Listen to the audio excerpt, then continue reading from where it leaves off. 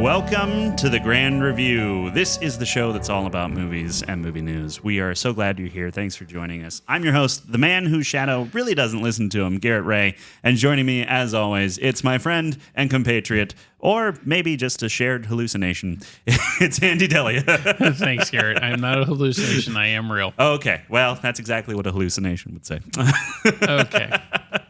Well, welcome to the show. Hey, we want to just real quick out front let you know that if we would love to hear your thoughts on movies. Yes. You've already seen the title of this episode, so if you have an opinion on this movie, it's tradition to not say it until right before. So Right. But if you have an opinion, reach out to us at Grand Review Pod on Facebook and Instagram. Let us know what you thought. We would love to hear your thoughts on these movies.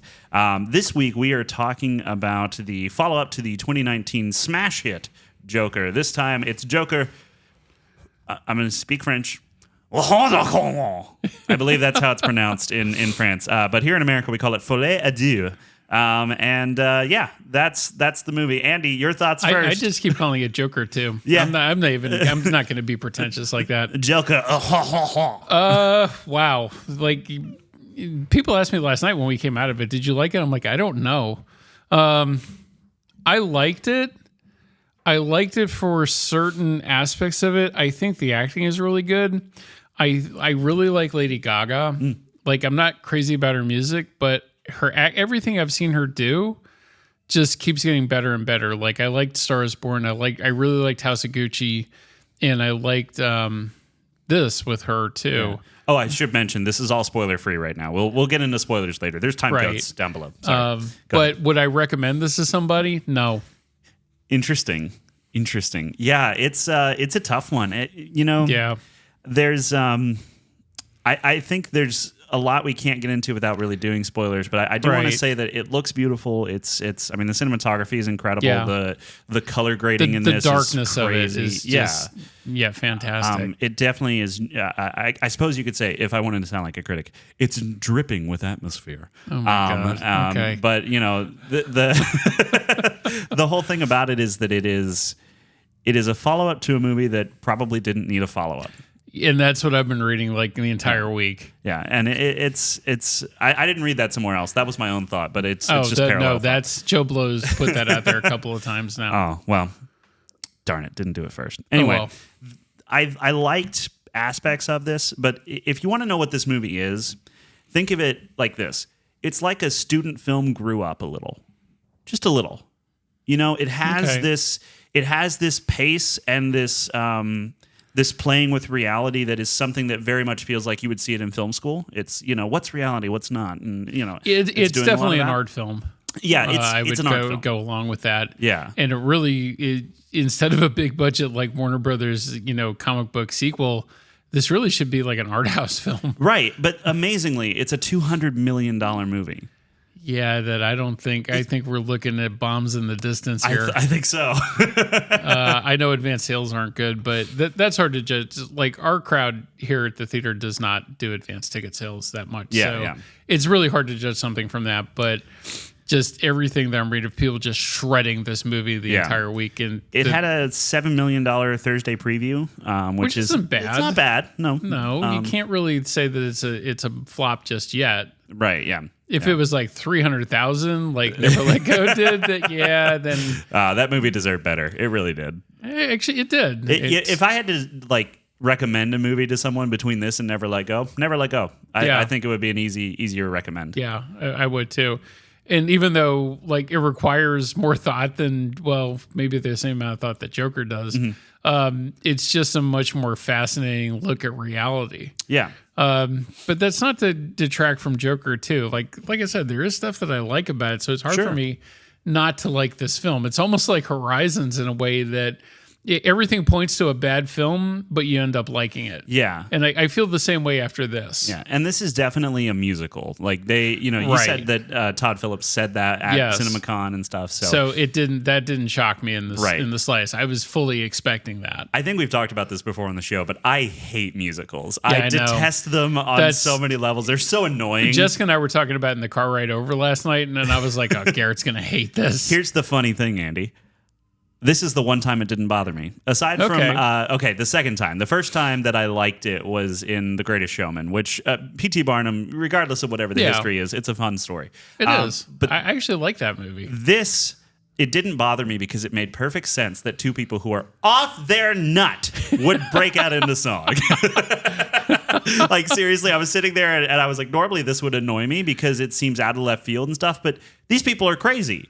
A musical makes perfect sense. Right. So you showing the breaks from reality with musical numbers, it fits the story perfectly. Yeah. It definitely did start to feel by the end taxing because it was like they're breaking into basically covers of, old songs. And I don't know how else you would have done it, but by the end it's like it's going on for so long. Like, do we need this much for this musical break? Okay, I don't know. The funny part about this, Garrett, is it's a 2 hour and 20-minute film that I feel was not that long.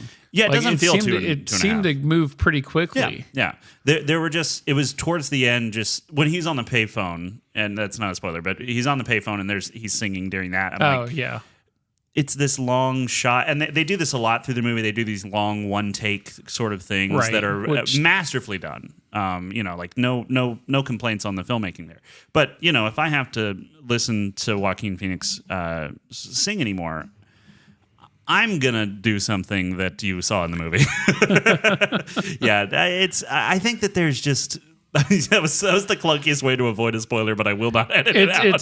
For a mainstream film, it's not a mainstream film. Right, yeah. And, I don't have a problem with something like Joker trying to be an art house film that gets people in to watch something that will make you think a little bit more and stuff. But here's my main issue with the movie. I can't figure out why it exists. It doesn't... Well, there has to be... and I've been trying to rationalize that, too.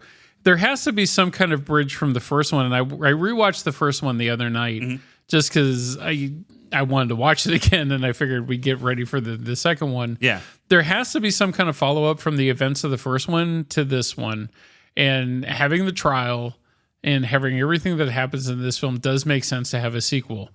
Did we really need to visualize all that? Maybe not, but... Yeah. Anything to see Joaquin Phoenix play a crazy person, I'm kind of okay with. You just go meet him in person then. I joke, of course. And then, like Lady Gaga, for as much as not liking her films or not liking her music, everything I've seen her act in, like, she just gets better and better to me. Yeah, and I think she's even good. having her sing like all the songs in this and everything. I downloaded the Harley Quinn album she just put out last week because I really liked. Really? Yeah, which is generally the soundtrack to this movie. Interesting. I had no idea about that. Yeah. And like it's really good. I like her as an actress most of the time, honestly. Like I remember hearing the first time and being like, the poker face girl? Yeah. but she has definitely... I think I have learned enough about her and her work ethic to know that she really does go for it when she does this stuff as a creative. And I appreciate that about her. My wife did not like her as an actress, which I thought was... it surprised me. I thought she was really going to like it. And she was like, I just couldn't... I don't know. There was something about it that didn't sell it for me. You need to see House of Gucci. I do want to see House of Gucci. Yeah, I like Adam Driver, and I like... You want to talk about like the richest dumb people in history? That was House of Gucci. Like the fact that they called it House of Gucci. I mean, like the Gucci people. That's what they did. What a bunch of pretentious... sorry, hold on. Pretentious... There we go. I still didn't say the word, but the censor button's funny there. I like how you edited me out last week when I said hell the one time, but I said it again and you didn't edit it the second time. Did I miss one? Yeah. I was like, you jerk. Gosh, I'm such an Yeah, you can say that again. I will. I'm such an Any reason to give you the power of the censorship button. I need to figure out how to put one on your side of the table. Communist. Wait, hold on. How dare you? Okay, I'm done with the soundboard. I'm done. My hands are off the board. I kind of had just mixed feelings about this the whole way through. It definitely felt like something that I should like more than I did. And from a filmmaking perspective, the long takes, the lighting is, I mean, it's gorgeous. Like it's really, really well done on that side. Lawrence Sher is the cinematographer for anyone who cares about that kind of stuff. He's done quite a bit of stuff. He's worked with Todd Phillips several times. War Dogs, Hangover, Due Date, which is a ridiculous movie that I love. I like them. I really like War Dogs too. Yeah, so War Dogs also Todd Phillips joint. Yeah. And I think that, oh my gosh, this is the same cinematographer as the 2005 Dukes of Hazzard. Never give up on your dreams, kids. You really can come back from anything. I walked out of that movie. Unless you're Eli Roth. Hack.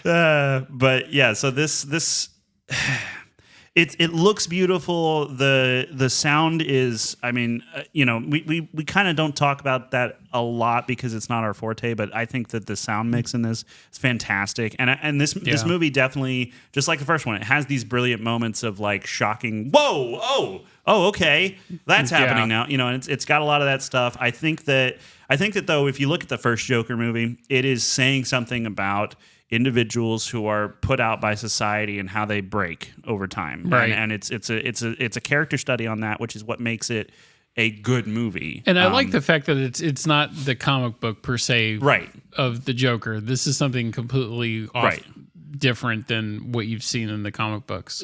Joker was a look at a mentally disturbed man losing his mind. Right. And it's one of the possible origin stories of the Joker from the comics. It's because he has a new one every time he tells it. That's part of the mystery of the Joker, part of the fun. Right. And the first one's definitely trying to take that seriously and go, let's look at someone who's downtrodden, probably has some mental illness already and is ignored by the system and is mistreated and all that stuff and what happens. And then seeing... and this is, you want to talk about communist stuff. This is the kind of, it ends with, we all rise up together, blah, which if you've ever been inside of a mosh pit, you know that that's a bad idea. I have been. Exactly. So, there's that. But, and I'm not either. I'm also not saying I want ridiculous government oversight. That's the communist stuff that I hate. Okay. But yeah, that and bread lines. Anyway, I just think that the second one isn't really saying anything. It's trying to. It thinks it is. It certainly thinks it is from the first moment. It lays it out on the table, and we'll talk about that in spoilers. But it lays it out and goes, "This is what this movie is about." And then for the rest of the movie, you're like, "Okay, that's fine. I guess if you think that's what it's about, sure. I guess it could be that. It could be about love. It could be about this other thing. It could be." I don't know, man. Like, these are good French fries I'm having here at Grand Avenue Theater. That's nice. What am I supposed to take from this?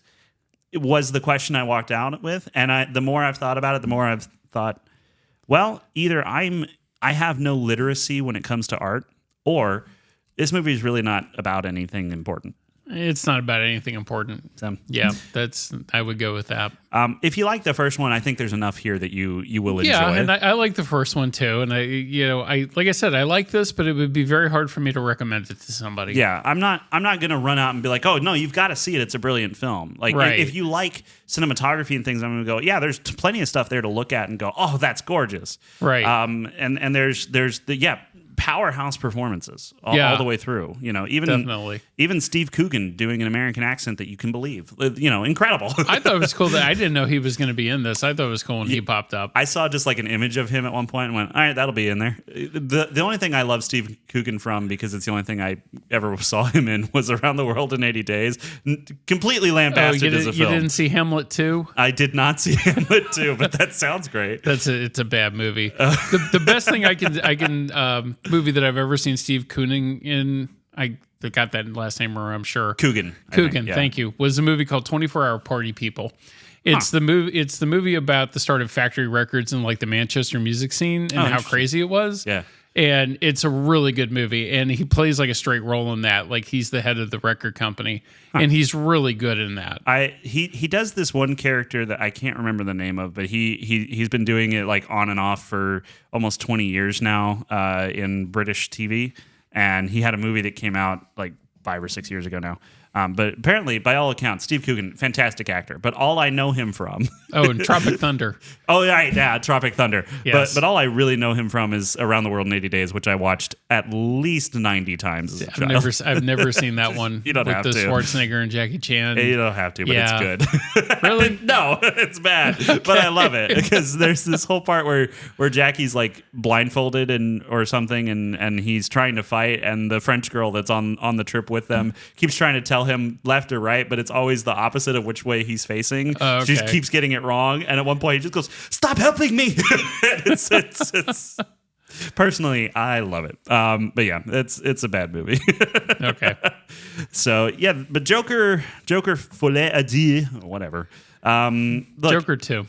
it's not as pretentious as the title makes it sound, but it is pretentious. No, yeah. I think that it is not as, oh, look at me, I'm art, as some other art house film, Megalopolis, but it is it is doing that to a degree, and that I think that's really rich coming from the guy who directed 3 Hangover movies. So Yeah, but that's I like the Hangover movies. Well, if you like the first one, you like all 3 of them because the script was copied and They're pasted. all the same. Yeah. But that's in that case, that's not a bad thing for me. I still like the one Todd Phillips film that didn't get a whole lot of press was School for Scoundrels. School for Scoundrels. I've heard of it. I haven't seen Billy it. Bob Thornton and John Heder. Well, it's got Billy Bob Thornton in it. Yeah. How can you not? Him trying to teach this nerd how to be a ladies' man. It's really funny. It's a very sweet movie too. It's very interesting for me to see, someone like Todd Phillips coming from that, being a story writer on Borat, doing Starsky and Hutch, and then he does the Hangover movies, and then all of a sudden it's like, I want to talk about war profiteering. Let's do War Dogs. Oh, I want to talk about just like insanity itself as a concept. Let's do Joker. And it's like, when did you learn to take things seriously? What happened? Did you get hit on the head? No, when he got more money and like the Hangover movies, like it or not, opened a whole lot of doors for him. Oh, for sure.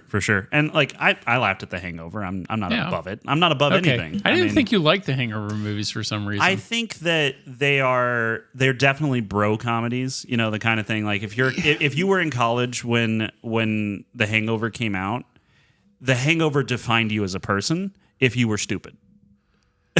Like so what are you saying about me? Like when the first one came out, I went and saw it like 3 times. But did it define you as a person? No, did everything you say become a quote from The Hangover? No, because that's the thing I hated about it. Okay, I just like raunchy comedies, and that was at the time that those were the king of those. It was everything that I wanted to see in a raunchy comedy, and then some. Because things like Vampire Sucks and the Disaster movie and all that, they were on the way out, and then The Hangover came in and took the place of that, and like that was the format from then for a while, and I think that really ended with the failure of Baywatch. But and I tried to watch Baywatch. I saw the preview where they were hiding in the dead body, the cooler, and like the goo was dripping down on Zac Efron. I was just like, I think I'm past this as a person. Yeah, well, the whole I wasn't interested in seeing it until everybody told me, well, it's making fun of Baywatch. Then I was more interested in seeing it, and then I got about halfway through it, and I'm like, no, I can't even finish this film. It's terrible. There's satire, and then there's films that think they're satire, so they think they don't have to try. Yeah, and that's garbage. Was it. Yep. And I think Baywatch kind of killed that whole gross out, then the 22 Jump Street, and like, that was the end of those films I hate. Yeah. 21 Jump Street and 22 Jump Street. But you don't think it's the funniest thing ever when someone says, "My name is Yev"? No. Well, I guess you didn't like those movies. You passed the test. You now still have my respect. Okay, thank you. Good. Okay, that's on all to we care about. Yeah, let's get into spoilers. We're dancing around this way too much. No pun intended. That's funny. Anyway, so this movie's weird. It opens it opens on a cartoon of Joker. It's Joker in My Shadow and Me, and this is where the movie lays out what it thinks it's about. Right. And it is literally him fighting with his shadow, and the shadow being split this personality. Yeah, this split personality and this thing that and Carl Jung, the psychologist? Whatever, philosopher, I don't know. But he talks about the shadow and embracing the shadow and all this stuff. So there's all that. And they have this old wacky cartoon looking thing, which I actually enjoyed. I thought it was fun. I did, but it was just like I said before we started recording this. I thought I loaded the wrong film. Yeah. I was like, where did this come from? I was like, oh man, do I have to run up the projector now and figure this out? But nope, that's just how it starts. It's a full on cartoon in 4:3. Not even widescreen. Like they committed to the 4:3 old style. Well, and I'm glad that I picked the flat format for this for the theater too. If I did scope, it would have driven me nuts. Absolutely, yeah. I don't see any reason for scope on this film. No, I don't either. There are no 95-foot tall Transformer robots, so there's really no excuse. Well, because everything is jail cells and dark corners and. Yeah, the courtroom, and so there's no reason to have an anamorphic ratio on this film either. It should be flat. You know what though? Just as a thought exercise for fun, do you think that they change it to that taller format when it's the fantasy world and they're more free, and then the real world it's because I can see how that would be as a creative choice, like how you could go, I think that's what I want to do. But from a normal like moviegoer coming here to see that, they would probably annoy them. Yeah. And I just didn't want to do it. Yeah. I'm totally for annoying someone if it's for a purpose. It's not a good purpose though, in my opinion. Right. Yeah. It definitely. I can understand the thought behind it, but I don't think that doing that for this would have been as purposeful as, for instance, me bringing up G-Force every week, the best movie that's ever been made. You agree with that, of course. No, I don't. No, I've heard you off pod. You're very you praise Nicolas Cage as a mole. You love it. But they go on through this movie, and they're always kind of playing with this idea of, does he have this multiple personality? Is Joker different than Arthur, or are they the same person? And that's what the whole court case is kind of built around. Is does he have a dissociative identity disorder, or is it just Arthur? And the movie does at the end. It just does get to the point where it's like he says, "There's just Arthur. There's no Joker. Like there's This was me being pushed, and I snapped." Mm-hmm. But that is me. It's not this whole separate entity. And then he also admits to the death of his. He's like 6 people. No, wait a minute. I killed 7 actually. That you 5 to 6. Yeah, we're gonna get notes about it otherwise because he killed 5 that they know about, and he said it's actually 6. And my mother as well. Okay, sorry. I screwed that up. That's fine. I just actually leave a comment. Tell us we're wrong at Grand Review Pod. It drives engagement, Andy. I love it. But. I like Catherine Keener in this too as his defense attorney initially. Mm-hmm. Like I always thought she was a really good actress. I haven't seen her. She hasn't been anything for a long time. But I'm like, where did I see her? Yeah, I like Catherine Keener as this. Brendan Gleeson I think is an interesting addition as well. Oh yeah, and it's a long time since I've seen him in anything either. It's mostly his son anymore that I see. Domhnall, is that? Yeah. How is it pronounced? Donald Gleeson. Donald Gleeson. Yeah. Yeah, and I didn't even make. The correlation between the two until I read like an article and him saying that he's Brandon's son. I was like, oh, and I was okay. Like, well, wait, they're both very Irish. That makes sense. Yeah, well, the red hair is. Yeah.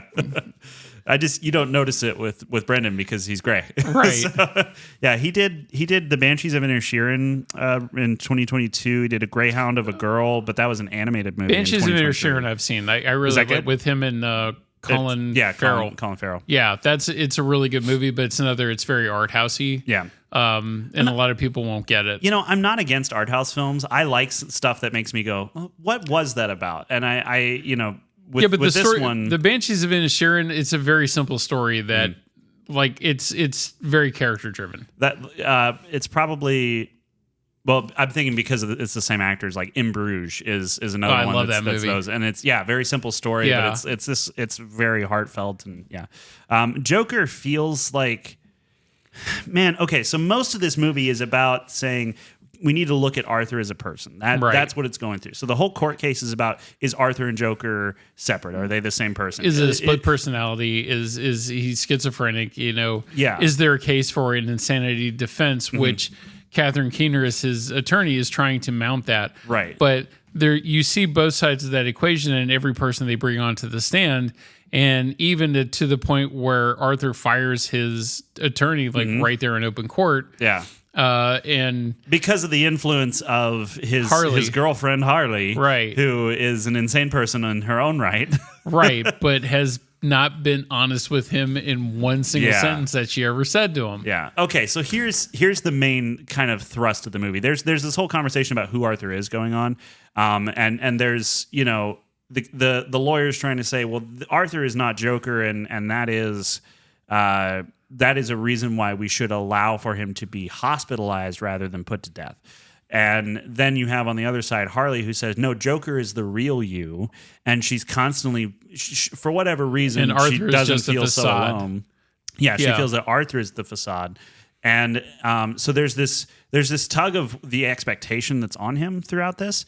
But the main thrust of the movie is that they are telling this love story between Joker and Harley. Mm-hmm. And it's about him, I guess, finding himself through being in love or something like that. I think the relationship is believable. Definitely. It makes sense. And the acting is good. And I love the part where she sets the piano on fire to create all that chaos. And I think that's what this movie was lacking, with more sequences like that. Yeah. And even when they blow up the courthouse at the end, I wish there was a little bit more of that kind of chaotic tone rather than just those two scenes, right? Yeah, filled in with musical numbers. Yes, those scenes were more of what I was expecting from this, because at the end of the last one, the whole city's in riots and he gets arrested and stuff, and you think there's going to be this push for this mania, and they show some of it in this, right? But it's so contained and so. I'm like, where'd you spend the $200 million? Was it on, big rubber mallets? What were you doing with that money? Because it was Joaquin's and Lady Gaga's salaries. Probably, yeah. Like they really leaned hard into this, let's keep it a small story thing, which the interesting thing about that last movie was what happens when one person breaks and starts a movement. And then in this, they're like, well, a couple people sit in court with funny clothes. Yeah. And that's the movement. But until someone blows something up. It's just kind of hard to contain that, I think. Yeah. If you're going to do a film like this, like, let it all out. Yeah, exactly. Like, don't bottle it up, because it seems stifling in the way of, like, how the story goes and how this story actually does flow. It feels like there's something that's being held back almost all the time in this film. Yes. And I think that's the thing, is, like, it's held back in favor of this look through Arthur's reality and his fantasies. And the musical numbers that start once he meets her and all that. And so there was a choice made to do this because they wanted to focus on Arthur's internal struggle through this medium of a musical.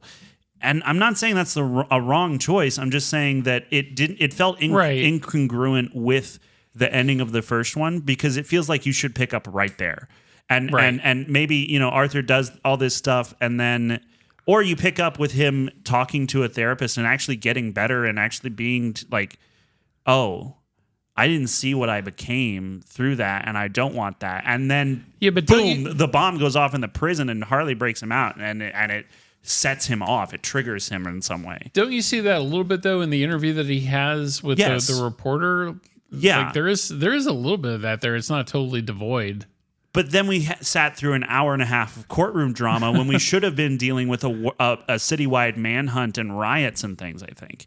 Okay. I think... I get that. Like, that made more sense to me as a place to go. Yeah. And look, full credit where it's due. Doing something that the audience does not expect is in and of itself an art form, not just doing the first idea. But the problem is that I think everybody coming to see this is going to expect, like, what we're talking about that you don't see. Yeah. And they're going to be upset. At the very end, you get the bomb explosion. I see that already happening with the stuff I've been reading all week. Yeah. Like, people are not happy with this at all. And like I said, the musical part doesn't bother me. No, it gets a little tedious towards the end for me. But that's just a personal opinion. I think just the way it's staged and how it comes off as this alternate reality that you're showing in Arthur's head, it all works in the film. Sure, it does. The only problem I had with it was by the end, I was like, you can shorten these. I get it. I get it. Like, it's fine. Like, you can have him sing. Sure. I understand. But have him sing and then get snapped back out of it by something, and so I can get out of this musical number faster. But that is 100% a personal, I'm not a musical person thing. So And neither am I. I'm not actually I'm not criticizing the film for that. Right. That's how I felt. No, because most like it's going to be interesting to see when we get to Wicked what's going to happen on that one. My father-in-law loves Wicked, but he loves it, and so does my wife. And I am okay. absolutely going to sit there the whole time and just go, when if I this is had over. just one of those teeth that they used to give the KGB agents, where they could pop it out and just chew on it, and that would. I could really go for one of those right now. And I really wish there were moments like when he's talking to the jury at the end and saying, "I'm just Arthur. Yes, I killed a bunch of people. Do what you have to do." Like, pretty much. To be fair, the movie does feel like it earns that right by the end, and he's gone through all this stuff, and he feels like he's been lied to by Harley, but he's also been misrepresented by his counsel, and he's trying to figure out who he is. And in that moment, he finally says, "Oh, this is who I am." But the moment that bomb goes off, he flips back out of it. Or, well, no, he doesn't, because the bomb goes off. He escapes. He goes and finds her. And he says, we can go away together. He wanted to blow it all up and just start over. Like, he said that, and someone then blew it up. And so, there's it's not wrong. It's not wrong about any of the stuff that it's doing. I don't know why I can't get on board with it. It just goes about it the wrong way. Yeah, there's something just a little off. And let's get into the ending. So, like, this is the thing that I've read that everybody just absolutely despises about this film is the way it ends. And I didn't mind the way it ends, to be honest. Either. Like, I like the way it ends. Me too. My only problem is it should have been Harley that killed him, because it leads to that the entire film. It does. And it didn't do that, and I wish it ended with her like pulling a gun on him and actually blowing his brains out. This one felt like a studio note to me. And so you think that Todd Phillips actually had what I said and they changed it? That or seems they to make a lot more it. sense, because they still try to have it with the Fantasyland where she shoots him in the gut in the musical number. But here's the thing that I noticed, and I wonder if you noticed this as well. After the psychopath stabs him in the back, he's out of focus, and it's coming in on Arthur as his final moments happen. But in the back, you can see, it looked for a second like the psychopath was slitting his own throat, but I realized he was cutting his cheeks into a smile. I noticed that. That feels like the studio going, hey, look, we know you're done with this, because Todd Phillips said he's not coming back to DC after this. Right. We know you're done with this, but this universe, this kind of version of the universe you've created is really popular, so we want a chance to put Batman in that. So it feels to me like they're trying to say, well, this psychopath will take on the mantle of Joker, because he comes to him and is like, I used to watch you and love you, and like the Joker was great, and then you're a disappointment. Right. Also, the joke he told, poorly structured, but it did work. Yeah, it did. You get what you deserve. There is stab. So there's two foreshadowing things here too. There is the foreshadowing that Harley Quinn eventually was going to kill him, and that's why I thought that's where it was going to go, and I would have been happier with that. But also too, the camera does focus on the psychopath in several different scenes throughout the film that kind of leads to you believe that there's something that's going to happen with this character, eventually at some point. I still didn't expect the stabbing, honestly. No, I didn't either. I really thought that it was setting up for him going to visit, Harley's visiting him, and she kills him. Yeah. That's where I thought it was headed. One of the things that I've learned in screenwriting, I don't know if you know this, but I've written several screenplays myself. Yes, we know this. Very fancy man. Yes. But no, I'm an idiot. but one of the things that you learn about a great ending is both completely surprising and utterly inevitable. Right. It is, and in this one, like, would it have been more, I suppose, satisfying if Harley did it? We know he can't live. That's right. It's set up the entire film. Yes. Yeah, absolutely. Would it have been more satisfying, maybe narratively, for it to be Harley, for it to be this, you betrayed who you were and whatever, and I'm going to carry on from here, but you can't. That's where I had hoped it was going. I think that's maybe more thematically satisfying, but the surprise of, it was coming for him no matter what, from a whole bunch of different angles. I think that I think it's a good ending. I do too. I don't understand why people hate it as much as they do. I don't know. But it's only like 40 at Rotten Tomatoes right now too. So is it really? Yeah. Whoa. It's not ranking up there. because the screening started happening for this, I think, on Monday. There was a lot of IMAX shows this week and fan appreciation things. So earlier this week, they really had a lot of that to boost the film. Appreciating those fans a little less now. Yeah, that's Warner Brothers is probably like, we're not going to do that again. It's down to 36 audience score. When the audience is under 50. Oh, gosh. And then 35 critics. The critics and audience are in the same place on this. Yeah. I'm giving it if I had to assign a number grade, I'd be like, yeah, it's like a 70. It's really good technically, but also like I'm not sold on everything that they did. But the performances are good. Yeah, you know what? The more I talk about it, the more I'm like, no, it was good. But then I remember, but it didn't need to exist, and that's that. I think that's the frustrating point. The first movie is saying, here's what happens to a disenfranchised member of society, and when they break. And then in this one, it's like sometimes you fall in love before you die, and. Did you go to the bathroom when they had the sex scene in the solitary confinement? No, I was there. Unfortunately, I was not in a bathroom stall. Oh, that's Jessica went to the bathroom. She missed that part. She did, yeah. And I was just sitting there. I was like, "Oh, we're watching this. Oh, okay."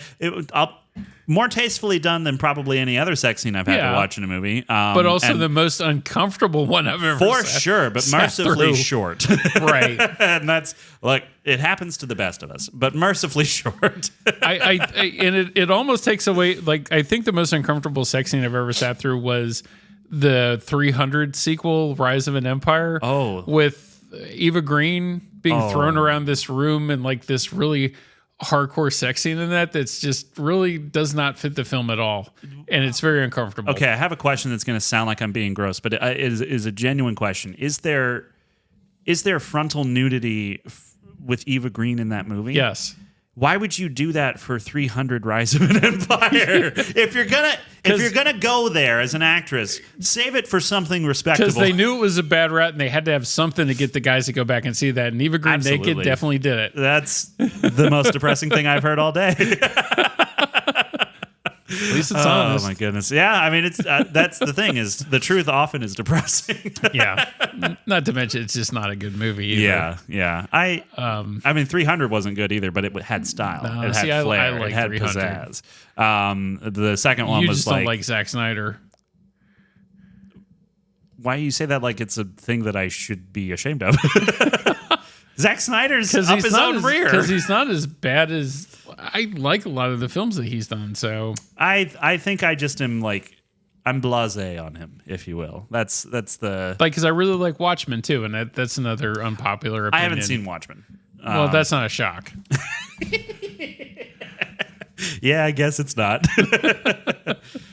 Is there anything about the plot of this that you really want to get into? Because I think it's pretty cut and dry in my opinion. There's really, if you have a hard time interpreting this film, don't go see it to begin with then. Right, yeah. Because it's pretty simple. I'm trying to think of stuff to talk about that just would be an interesting thing to point out. But in general, it's both playing fast and loose with reality and very straightforward. Right. And so, I don't think you're going to get the same sort of mind-bending experience as if you watched, what's that one by the guy who did Noah, Darren Aronofsky? It's his earliest one, something like that. What, Pie? The Fountain. The Fountain. Yes. That's a very whoa, what's happening here kind of movie where you really have to dig I really into it. like that movie too. But this one is definitely you're supposed to go whoa, but also really get it. Yeah. And I that's a hard line to walk, and I think that it if that's its goal, it's doing it perfectly. There's definitely a lot of oh, okay, you can tell when it's fantasy, when it's reality for the most part, but then at the same time, it's maybe we don't know because Arthur's an unreliable narrator, and we're seeing this whole thing from his perspective, and his perspective is skewed. So, but then it's also anytime we're making it up, it's musical, and it's oh, okay. Well, that's a good shorthand. I know I know where I'm at then. Yeah, but then there's that whole cross-examination sequence with the little person too, and his name being Puddles, and it kind of goes on way too long. It does, but I was laughing so hard every time he would seriously? Puddles? And then he has that southern accent too. That's even more kind of annoying. Oh my too. gosh, it was annoying, but I kept thinking of Futurama, which got me through it, because in Futurama there's this chicken who was a Southern lawyer, and he's like, I may not be a fancy lawyer like my opponent here. I'm just a humble hyperspace chicken. But but I think that, like, given the time period that this is set in, because it's not modern, it's supposed to be 70s-ish, right? kinda 70s, early period. 80s. And so, given the time that it's in, like, that's exactly the kind of stuff Arthur would have seen on TV. So it makes total character sense and stuff. Does it get a little annoying and he's flipping back and forth? Yes, but he's a crazy person, and I think every moment there was something where I'm like, why would you do that? I'm like, oh yeah, because he's nuts. Yeah. All right, fine. That makes sense. And so there was definitely that feeling of going like, no, that makes sense. That's and he's doing it perfectly. Like, Joaquin Phoenix is firing on all cylinders in this, so I'm on board with that, I suppose. But then at the same time, so the name of the movie is Folie Deux, which means a shared fantasy. Essentially, that makes sense. That's what it translates to, and so it's about that. But then at the same time, you're like, well, but what are you trying to say with it? What are you trying to say? That two people can be crazy and delusional at the same time? I already know that. Yeah, from your first wife.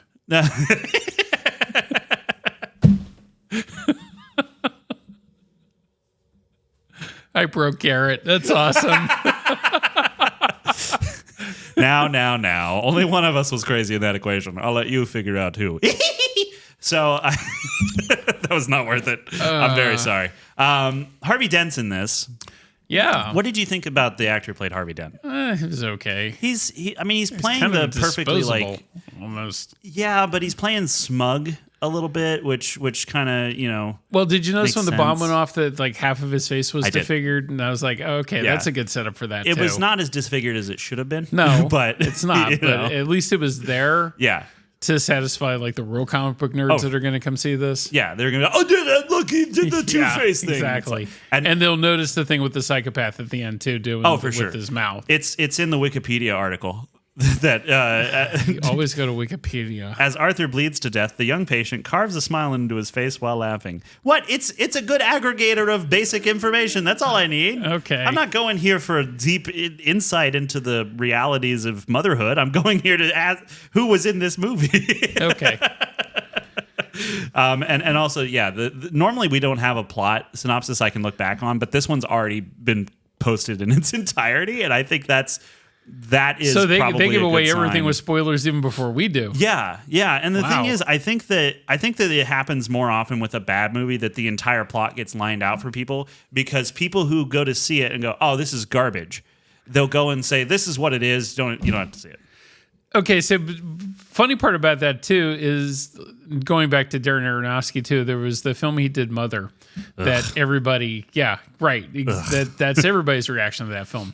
Well, because not just because of it being bad, but because Darren Aronofsky's worldview is absolutely horrendous, and it's on full display in Mother, just like it was in Noah. But the whole thing about Mother was everybody said what a bad movie it was, but nobody would say why it was a bad movie. That was my motivation for going to see it. Yeah. It's like, I want to see why everybody thinks this is the horrible film that it is. Uh-huh. And then first half of it, I'm like, okay, I don't see it. Like, this is actually second half, then it got, now I know why this is a bad movie. Just in 10 seconds, just for a quick refresher for everyone, why is it bad in the second half?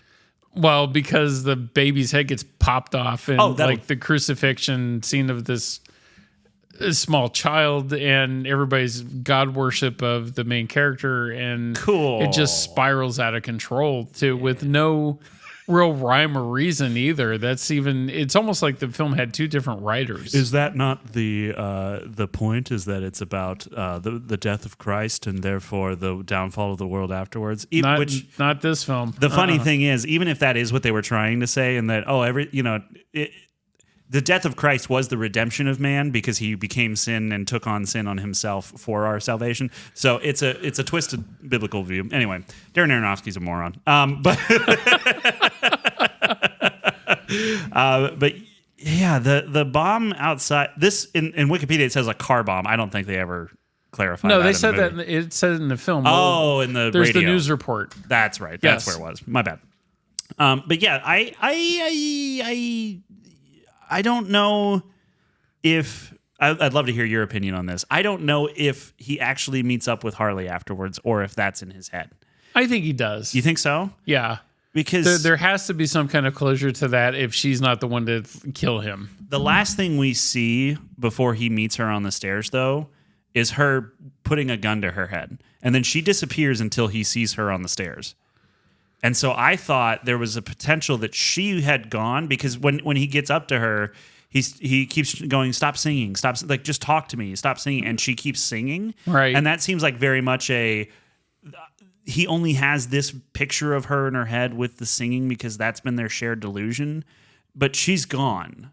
And then there is the closure of her going, like, you gave up on the vision, and so we were never going anywhere in the first place.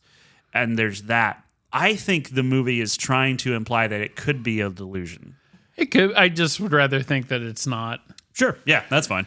I think it works either way, but I did think it was an interesting thing that they show that, and then the next time he sees her, she's cut her hair and she's not responding in the way that and she looks like Alice Cooper. Yes, she does. I didn't notice that. That's funny. See, I always notice this stupid stuff in films. I really do. I love it. It brings that. How do you say it? The je ne sais quoi to the podcast. Okay, since we're going with the folie à deux. Yes. So I like enough about this that it's not. I wouldn't warn you against seeing it if you like the first one. Right, but be fully warned what you're walking into when you go see this. You're walking into a musical that is more concerned with the idea of what is reality, what is fantasy, and what is a person made up of, which is an interesting idea, but it does it in a way that doesn't feel like a natural follow-on from the movie it came from. Right. Agreed. I think that's probably, people are disappointed rather than the first Joker. And like we said, I think the reason everybody's disappointed is because there's not enough chaos in this film and more musical numbers. Yeah, the first one spends all this time building to chaos, and then this one puts him in jail and institutes order. Right. And it's like, well, but that's not what this character was about. Even Arkham Asylum isn't, like, it's supposed to be this really horrible place from the comic books, and it doesn't really look that bad in the movie. The guards do kill that one guy for singing When the Saints Come Marching In. But to be fair, I was getting sick of that song too. Yeah. Hannah had a question. When the guards, he gets back from being in court, and he said, "I'm not going to let those stupid fat guards, keep me down." And then he gets back, and they're all angry with him and shoving him around. He's like, "Come on, guys, what's wrong?"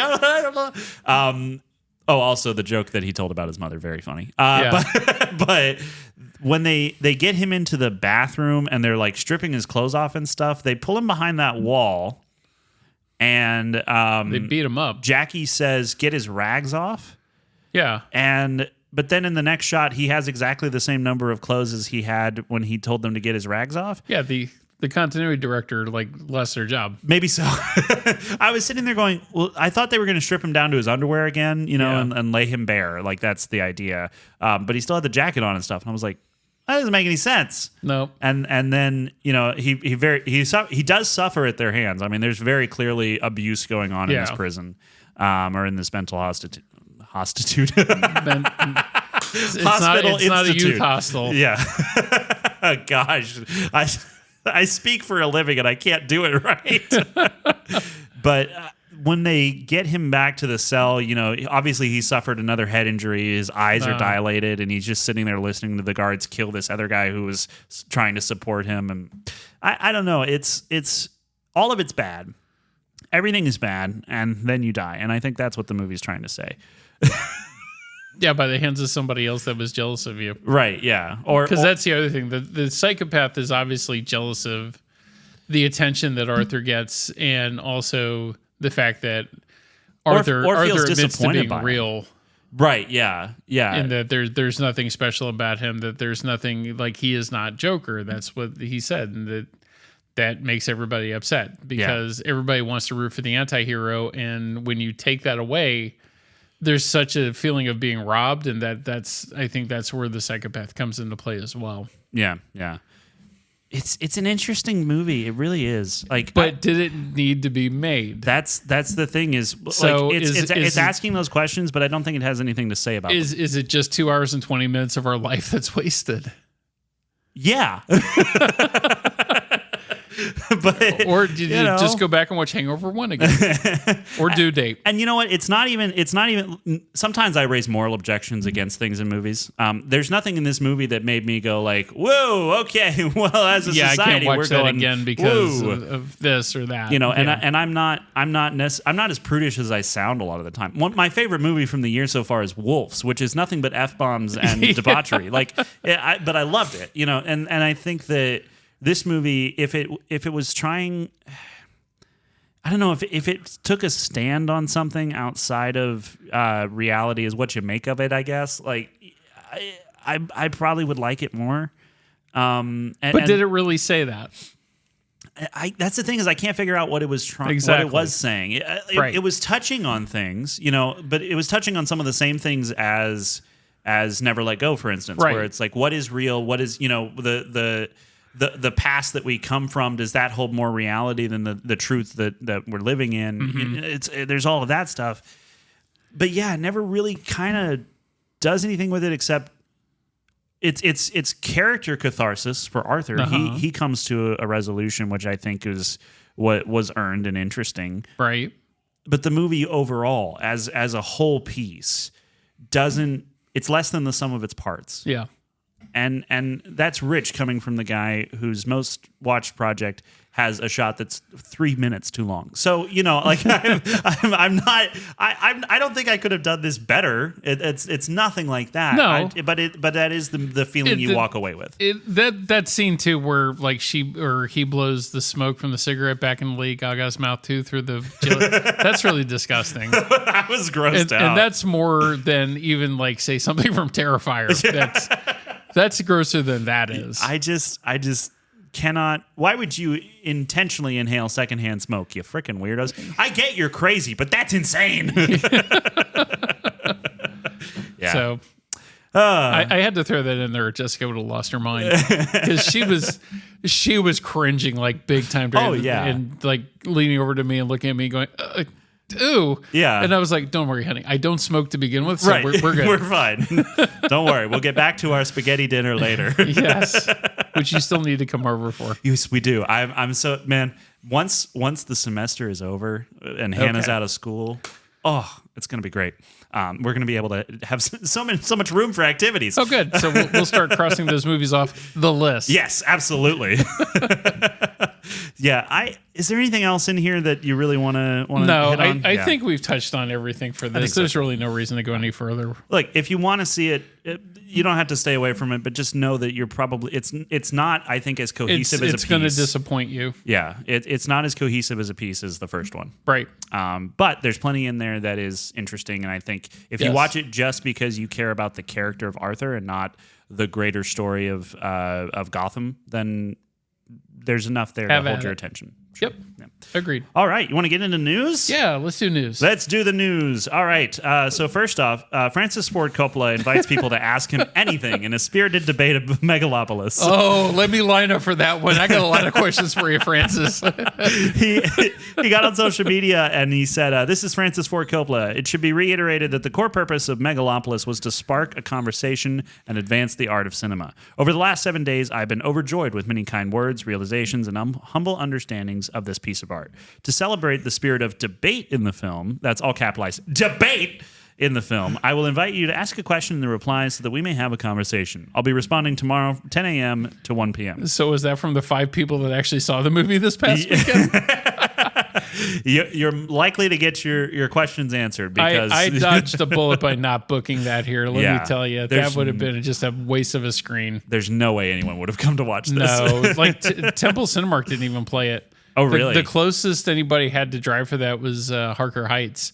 And they only had like 4 shows a day because of the stinking runtime on that. And I just didn't see people being interested in it. That's, because our film buyer really tried to convince me, like, hey, you need to play this. I was like, no, we don't. And nobody's going to come see this. And the ones that do is going to be so slim and far between.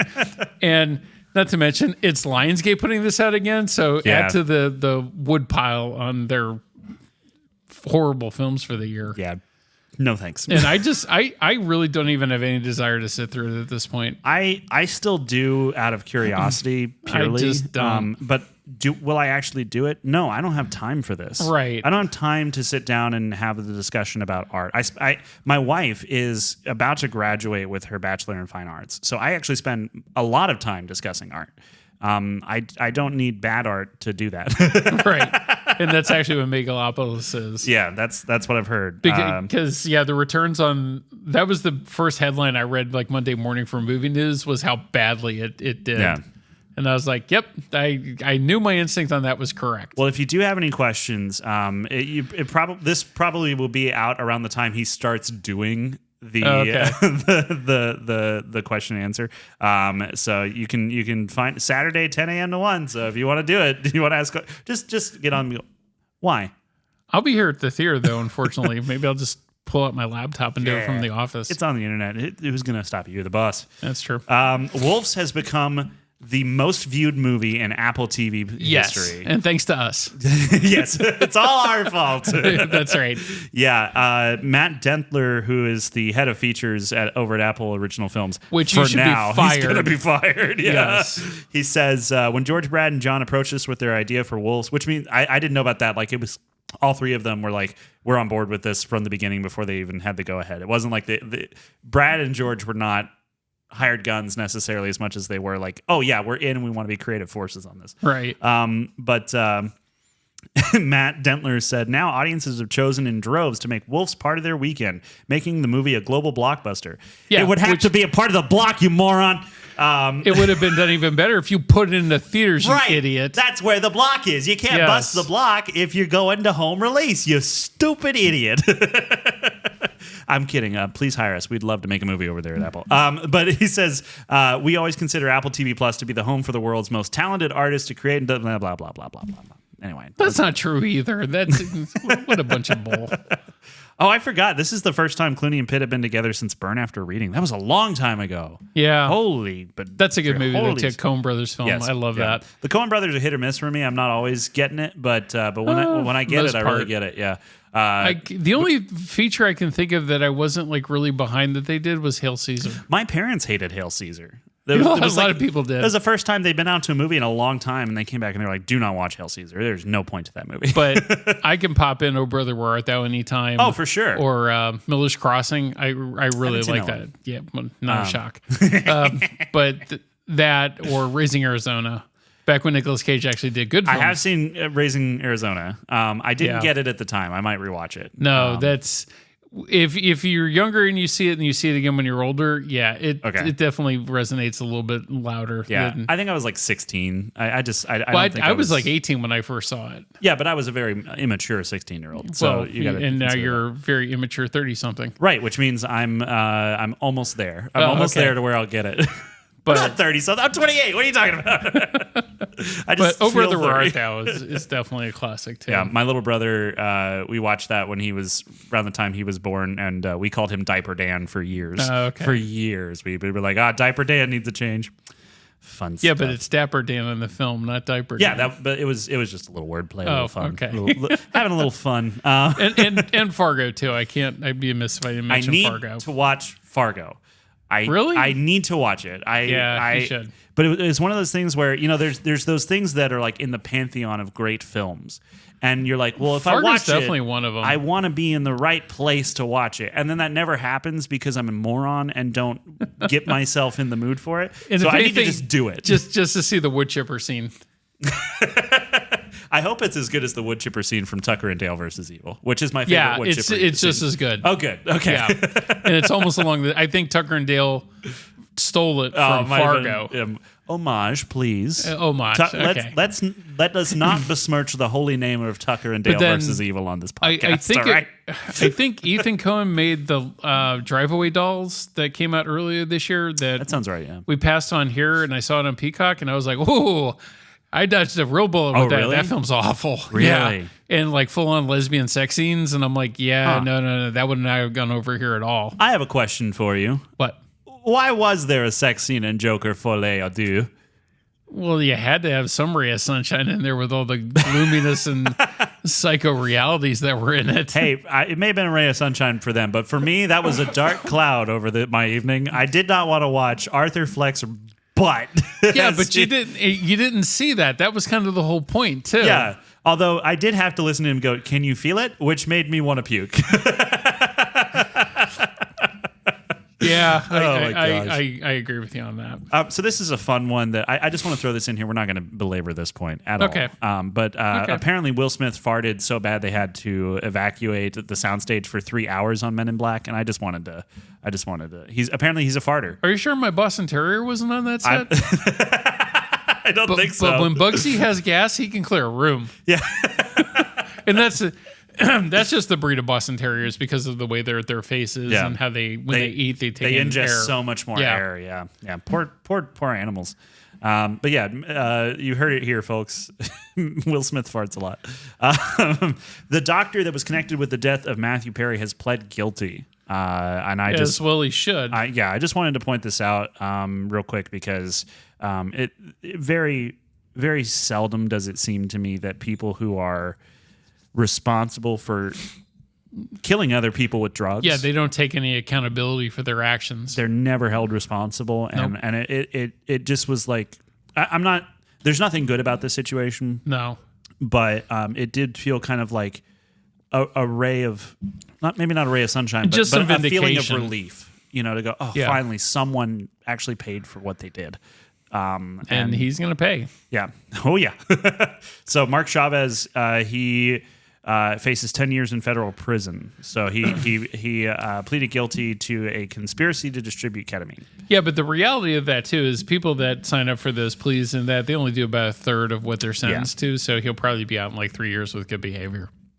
That's the sad part. Yeah. At least one person is being held responsible. I hope that they get everyone else who was involved in it. The whole drug What about thing. the Michael Jackson guy? I don't think he ever went to jail. I could be wrong about that. Let me look it up. Okay. He did. Conrad Murray went to jail for involuntary manslaughter. But that's a lesser charge, too. It is a lesser charge. That's a cop-out. Yeah. Look, So at least after everything we've learned about what happened with P. Diddy this week, that's a whole podcast unto itself. My gosh. Apparently 50 Cent already has a series out that's called Did He Do It? And I think that's the best title. Oh my gosh. I love it. But is it in support of him or No. 50 Cent hates Sean Combs. Always has. As much as everybody should be, especially if they've seen Get Him to the Greek. Yes. Or just listen to his music. Yeah. I actually saw him in concert. Did you really? Yeah, I had a situation where you didn't get invited to one of the parties, did you? No. Thank God, no. Worse, I went backstage and met Marilyn Manson once. Ooh, so that was strange. Marilyn Manson's the one who had several ribs removed for reasons, or so he says. Yeah, I'm just joking. But anyway, that was the joke in middle school. But one of my ex-girlfriends, her goddaughter, she was supposed to go see NSYNC. She backed out, so I wasn't going to renege on this, 13-year-old girl at the time, and I took her. Yeah. And P. Diddy was the opener. Huh. And at a concert that mainly attracted teenage girls? That's depressing. Yeah. Which is why the story when that did not surprise me in the slightest. This guy sucks. He's worse than R. Kelly. They're all bad. Look, I firmly believe, I have seen things that I would rather have not seen in the film industry. But I firmly believe that it is 9 times worse in the music industry. Oh, yeah. I think the only thing worse to be in than the music industry is politics. Yeah. It's politics, music industry, and then everything else.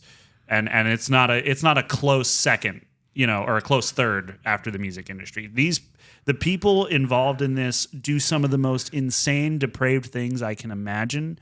And they get away with it. Right. For so much longer, and I don't know why. I don't know why. Well, even look at, for the music industry, a good example, that is Vince Neil from Motley Crue. He killed somebody. Yeah. And he got away with it, pretty much. Insane. Yeah. Anyway, music's fun. Halle Berry is going to star alongside Chris Hemsworth in a movie called Crime 101. The director is Bart Layton, who directed American Animals. Okay. Have you seen American Animals? No. I haven't either. I heard it was good, though.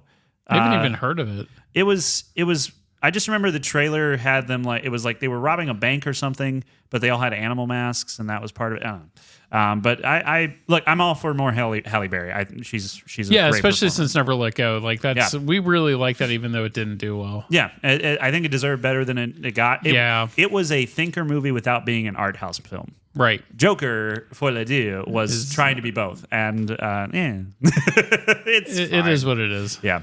Apparently, Giancarlo Esposito, who you may know as Gus from Breaking Bad, and he's been in he's going to be in the next Captain America film. That's right. I don't know what character he's playing. That has leaked. People have figured it out. But also, trailer for that looks really good. Yeah, it does. And also, I was surprised by how much I was like, the Thunderbolts trailer looks good too. Yeah. And Marvel, sometimes they show trailers and you're like, this is going to be garbage. So it's not like their trailers trick you. Marvel's was like that. Oh, we could tell from the trailer that was going to be crap. Everyone else could too, because no one saw it. Right. I remember when Miss Marvel or whatever the first one was, Captain Marvel. Captain Marvel. It made $1 billion, and everyone was like, "See, you people just hate strong women." Blah blah blah. And we were like, "No, I think this character is going to really wear thin really fast." And then she did, and I feel vindicated because I thought she's. Yeah, but everybody went to see the first one with Brie Larson in tight outfits, so that was good. That might be why, but I think Brie Larson, and I'm not ragging on Brie Larson specifically, but I think the character of Captain Marvel is this. She's too full of herself and annoying, but not in a fun way like Tony Stark is. And that's even though she can back it up with the crazy power level, she didn't study her way into being that powerful. She just lucked into it. So and she's one of the most hated cast members now in the MCU. Is she really? Like people can't stand her. Yeah. I mean, I don't know anything about her personally, but I know that character just made me feel like, oh, what are you doing home? Do you just sit around and smell your own farts? So you seem like the kind of person who likes the smell of your own farts. Marvel's, I only watched like 40 minutes of it and I shut it off. Oh, really? Yeah, because I started watching it to make sure, because it was the first like 3D film we had done here in a while. I just wanted to make sure everything was working right. Yeah, and because I was like, you care. Right. Unlike the people who made the Marvels. Yeah, and then I just got like 40 minutes. I'm like, okay, I've seen enough. I know that it works. I'm done. Yeah. Because the secondary other women characters in that were awful. Yeah, it's... Man, there's a difference between. I think Ballerina is going to be an interesting, strong female character. Oh, and, yeah. Dude, the trailer, it sold me on this movie, and I'll tell you why. Because Told you. Atomic Blonde, I know it's fantasy, whatever. Yeah. But Atomic Blonde always kind of annoyed me because she was going up against these guys. I'm like, you're getting snapped in half. Like, there's no way. But in this one, they make a point of saying, find an opening, cheat. And she cheats, and I'm like, that's how a strong female character. And I heard you laughing work. During the trailer too, so I was like, it's great. Garrett sold. Yeah. I need to go and watch. I've seen the first John Wick. I need to watch 2 through 4 now. I have them all. I have them on I have them on Blu-ray. Sorry, I have them on Blu-ray. Okay, they were on sale for like $5 each, and it was the 4K Blu-ray. I was like, heck yeah! They're and it came with the re-releasing digital too. There's an anniversary of John Wick, the original one, coming back to theaters, and I'm going to try and get that here. Oh, that would be awesome! I would love to see it because I didn't see the first one until it came on home video. Yeah, me too. I completely missed it in theaters, and I really would like to see it on a big screen. Yeah, if we can get that here, that would be fantastic. Yeah, I'm working on it. I don't work here. I'm working on it. Yeah, I saw it in the news and was like, oh, that'd be interesting, but probably, who knows who. Yeah, for our thing, like the trailer pack that I put together for Joker was actually better than the movie. Oh, absolutely. I could watch that trailer pack for 2 hours and 20 minutes rather than watch Joker again, if I'm honest. Anyway, what was it? The Mandalorian and Grogu. That movie's coming out. Giancarlo Esposito said it could launch a new trilogy, which would not surprise me because you texted me about this earlier. Brought me so much joy. Disney is terrible at Star Wars. Yes. They're bad at it. Yeah. The Acolyte is not just bad Star Wars, it's bad writing. I just refused to watch it. It's so incredible. I tried. I really did because I thought, okay, look, everyone's hating on this. Everyone's hating on this, and I was like, I can put it on the second screen. I'm working on like motion graphic stuff, which I don't need the audio for. So like, you know, I can kind of whatever, and maybe you'll find inspiration in weird places. So sometimes I'll be watching something and go, oh, that could use that in graphic design. I put it on, and I had seen other people review a couple episodes, and I was watching it, and I was like, maybe it's not that bad. Like people are really digging on this girl. Look, the main character, she's a young black woman. Sometimes they do get a bad rap for no reason. Let's be fair. Let's give it a try. Nope. Oh my God. If you could teach wood to act, It would be more entertaining than Amanda Steinberg. And she's so smug about it too, off camera, or like not off camera, but off screen of the film, of the world. Like she's so incredibly smug, and the showrunner so incredibly smug about it being the gayest Star Wars ever or whatever. And it's just like you're not helping anything, because instead of talking about this incredible story or whatever, you're talking about how you're sticking it to the man. Which is why I still have hope that Lucas buys back all that from Disney and runs it himself. I don't think he will. I think he probably won't. But I always have like that glimmer of hope that that'll happen. I wish, but I just, there's enough going on with, they've committed to something. Disney as a whole has committed to this this push for things, and we're hearing things like Inside Out 2, that they kept giving notes to be like, make sure it doesn't look like Riley's got a gay crush on this other girl. Right. In the Well, stuff. they learned that from Strange World and from Lightyear. Yeah, you're hearing that, but then Lucasfilm is just like, no, we're doing it. We're still doing it because I'm Kathleen Kennedy and I think I know best. And it's like everyone hates it. Everyone hates it. Like even the people who there are people who go, yes, Queen, and those are annoying people. But then there are the people who are on, when you talk about like a position that they hold, they agree, but they're still like, this is crap Star Wars. Yeah. Because they're more focused on that than they are on telling stories set in a Star Wars universe. Andor was an exception to this. People really like Andor. I was kind of whatever on it, but I haven't seen it. And I like the first season of The Mandalorian a lot.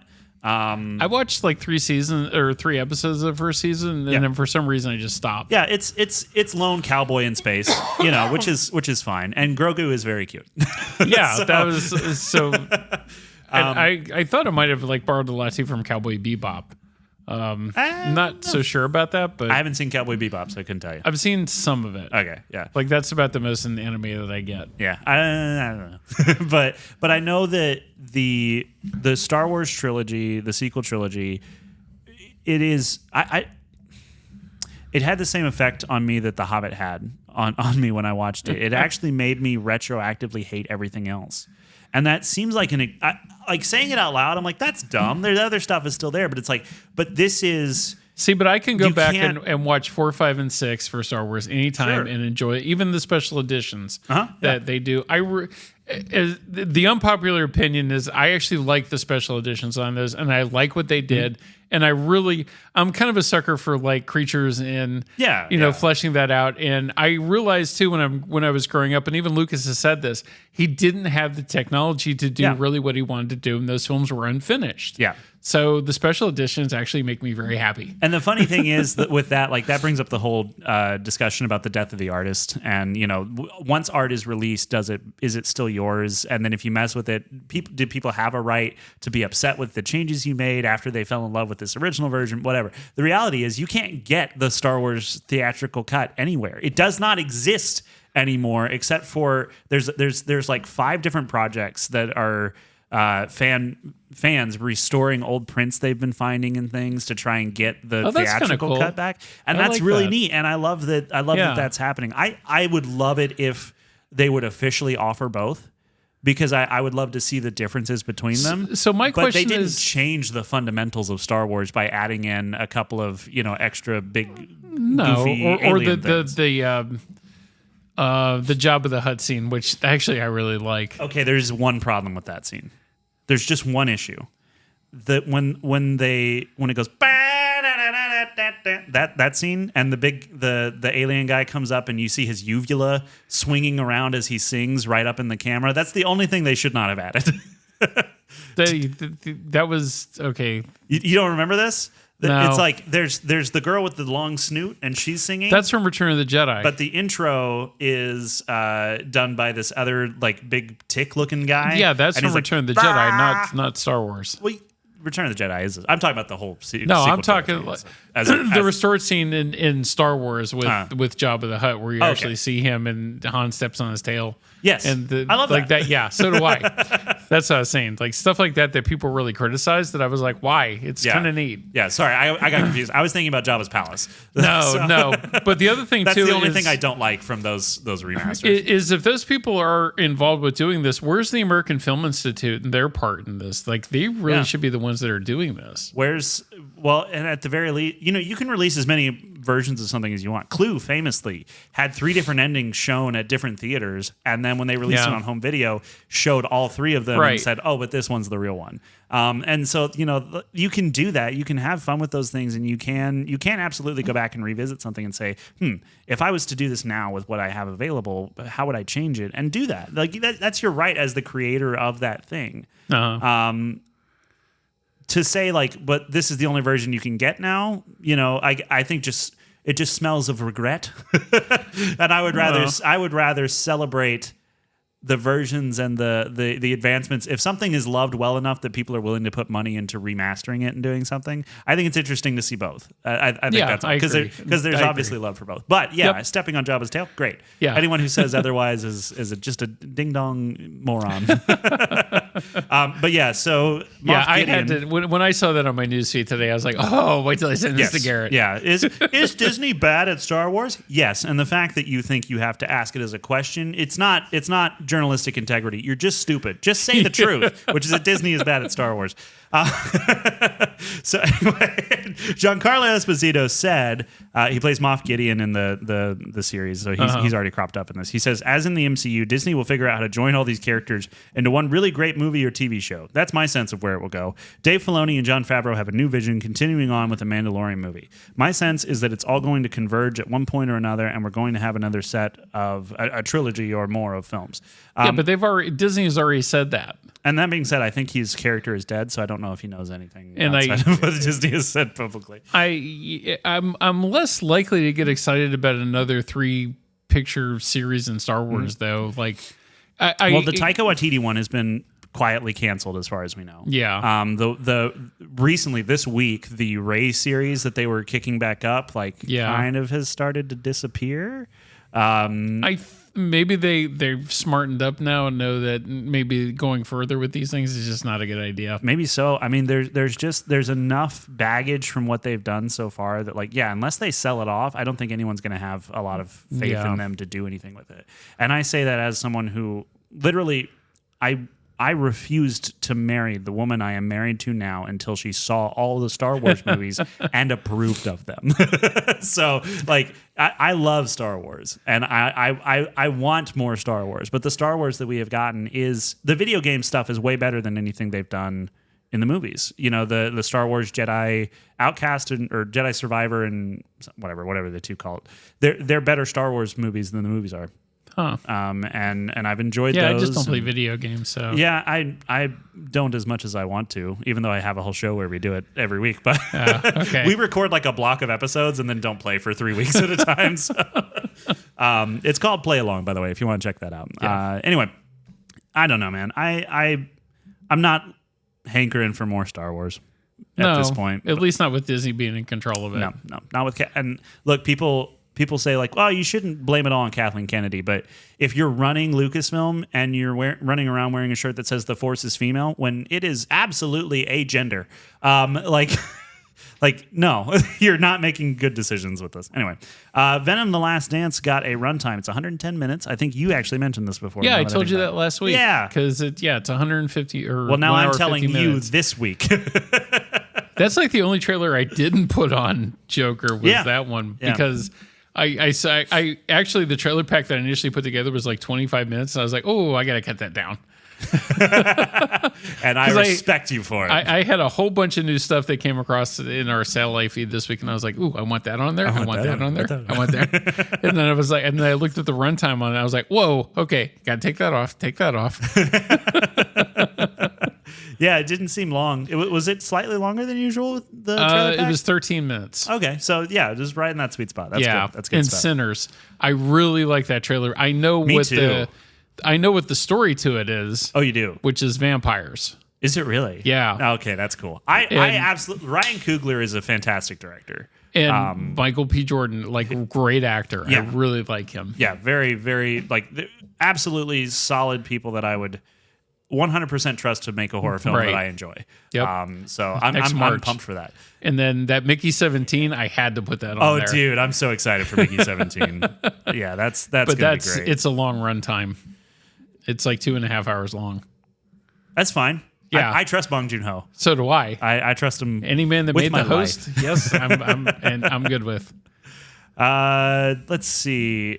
What else is coming up? We've got James Wan's Creature from the Black Lagoon. Yeah. They've hired a writer, so he wrote something upcoming called Devil's Night, which I don't know what that is.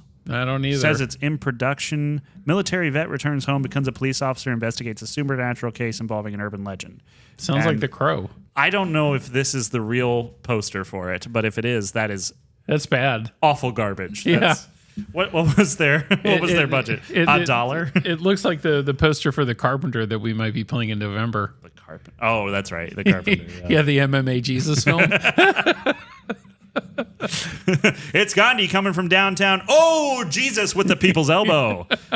Really sticking it to him. Speaking of that, I watched the Mr. McMahon thing on Netflix last weekend. Oh, did you? Yeah. How was that? If you didn't think he was a scumbag before that, you really got a sense of how bad he is now. I mean, you don't look at the wrestling organization and be like, oh, these are good people. It's interesting to see how all that played out because you know, I watched it when I was a teenager and then a little bit in my 20s. I was dating a girl that her mother was actually into it very much and kind of got sucked back into it. And I liked some of the storylines that they had. And I've actually been to live matches close enough to see how fake it is, which is interesting. But yeah, Mr. McMahon, it's an interesting series. Uh-huh. But if there's any dispersions on if he's a nice guy or not, yeah, that's. And the whole other thing that I've read too is everybody is disparaging Hulk Hogan after this because now he comes across like Vince McMahon's little it guy. I would say something else, but I'll keep my language professional for this. Would you like me to pull out the button? No, I don't want you to pull out. Perfect timing. I do not regret anything. But you can definitely tell Hogan got paid off to say what he did. Oh, sure. For sure. Was Hulk Hogan not a joke we were all in on the whole time? Yeah, pretty much. Oh, do you want to know who's writing this movie? I keep forgetting. We're getting off topic. Which the movie? Creature from the Black Lagoon. Oh, yeah. So it's being please. written by a guy named Sean Tretta, who he was a co-executive producer on Mayans MC, which I think is a Sons of Anarchy spinoff. And his previous writing credits include The Great American Snuff Film, Death of a Ghost Hunter, The Death Factory Bloodletting, The Prometheus Project, and episodes of Hunters, 12 Monkeys, Star Trek Picard. So he's written on TV mostly, and then these other things I don't know anything about those movies. Okay, but they all seem to be very like lower budget kind of stuff. But yeah, that's who's doing that. I don't. Okay. Look, James Wan's probably going to do something fun with it. I'm not a big James Wan fan. I much prefer Lee Whannell's stuff. Universal is setting up this big monster universe thing now with these films. So, like Invisible Man and Wolfman and now Creature from the Black Lagoon. You mean the Dark Universe? Yes. That thing, man, that crashed and burned so hard. Oh, they're still trying to get that off the ground though. Yeah, it's because it's the only valuable IP they still have. Yeah, but Wolfman looks cool. Wolfman does look cool. Yeah, I think the approach of letting these individual people kind of do it instead of trying to do like the Marvel machine for the Dark Universe is much better. Yeah, right. I think that's all the news I got. Yeah, there's some interesting stuff coming up in January now. With Flight Risk is coming too. Flight Risk, Mickey 17, the two kid films, Dogman and Paddington Goes to Peru. And very excited for Paddington. I know you're not. I know. I'm not. I love him. He's so cute. And then now Wolfman. Yeah. So there's an interesting slate of films for January where normally that's a dead month. I'm kind of glad Hollywood is like really acknowledged the fact that there doesn't need to be these dead dump months like there used to be. Like September and October used to be like really bad. Yeah. But like this past September, Beetlejuice 2 came out and like broke all kinds of records. So there doesn't have to be the specific pattern for tentpole films like there used to be. And I'm really happy to see that. Not just from an exhibitor standpoint too, but just as a moviegoer. Yeah, for sure. It's not like, there's the 2 seasons where I have to go and see everything all the time. Right. And then nothing.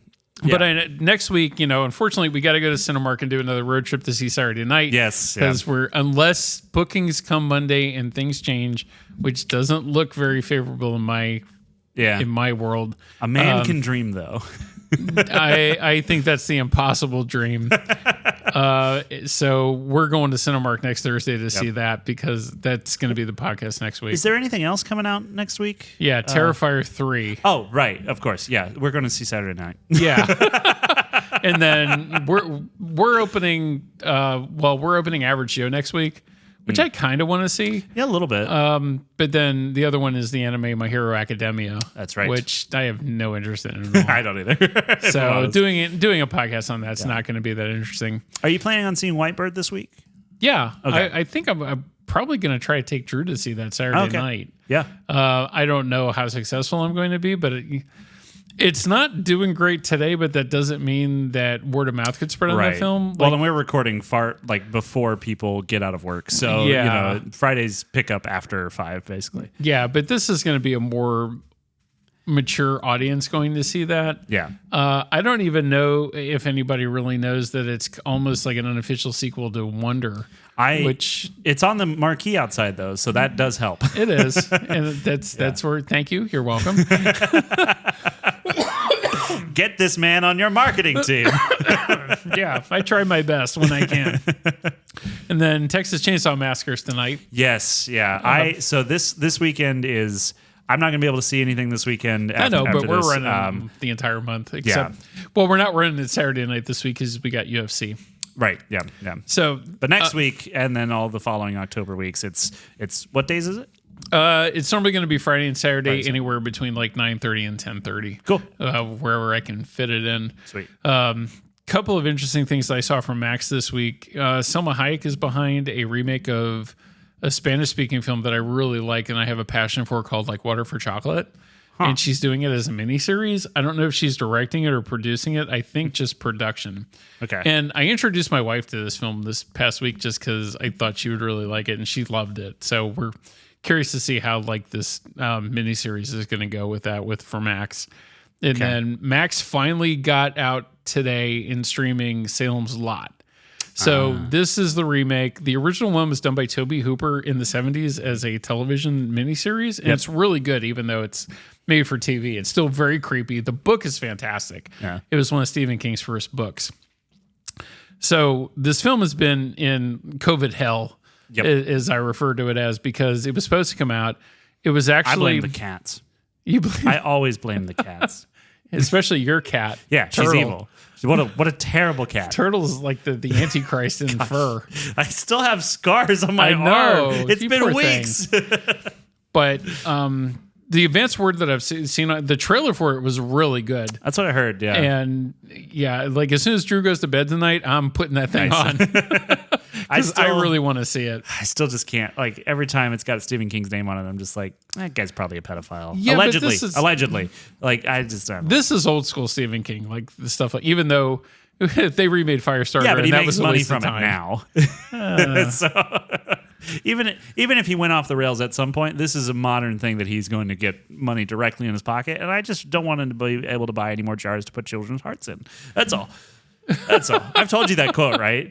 People are like, where do you come up with this stuff? And he goes, oh, it's easy. I have the heart of a child. I keep it in a jar on my desk, which is a great quote, but it does tell me like, I don't like you. A little on the creepy side. Yeah. For Stephen King though, that makes sense. I haven't read a Stephen King book and I couldn't tell you how long. Like most of the stuff that I've come across lately just doesn't seem that interesting to me. My brother's wife is an English major. She graduated from A&M and she studied literature and she loves Stephen King. And I asked her once about one of the books she was reading. It was It. And I learned enough about it at that point to go, oh, this man is evil.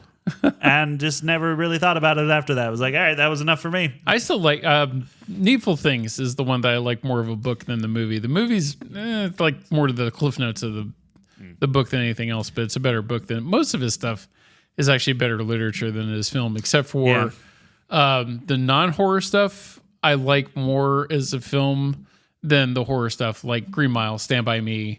I do like Green Mile. I forgot that was Stephen King. Yeah, and Shawshank Redemption. Is that Stephen King? Yes. Really? It was a story in Skeleton Crew. Yeah. Huh. Well. And, The Body, which is what Stand By Me is based on, was a story out of different seasons. Okay. So the non-horror stuff, I think, translates better. Yeah. I think the reason that is because horror generally, your mind can fill in the blanks where a camera never can. and it can make something much more terrifying. And when you're reading, you have a little bit more control over the pace, right? And you will psych yourself out, right? So, yeah. Alrighty. Well, I think that brings us to the end of another wonderful episode of the Grand Review. Thank you, everyone, for listening. Thank you. Yes, we appreciate it. Let us know what you thought about Joker. Folie adieu. Whatever. Let us know what you thought about Joker 2 on Instagram and Facebook. You can find us at Grand Review Pod. The podcast is also now on YouTube, so you can leave a comment on the YouTube. Oh, wow. Cool. Yeah, I forgot to talk about that. Yeah, a little bit. Nice. We're still not getting paid, though. Nope, not yet, but that's why I put it on YouTube, because my YouTube channel was actually monetized already. So I was like, let's just put it on there. Okay. I really hope that you guys enjoy listening to this as much as we enjoy doing it. Yeah, we do. And now it's time for us to bid you a fully adieu and say goodbye. We'll see you at the movies. Bye, everybody. Bye, y'all.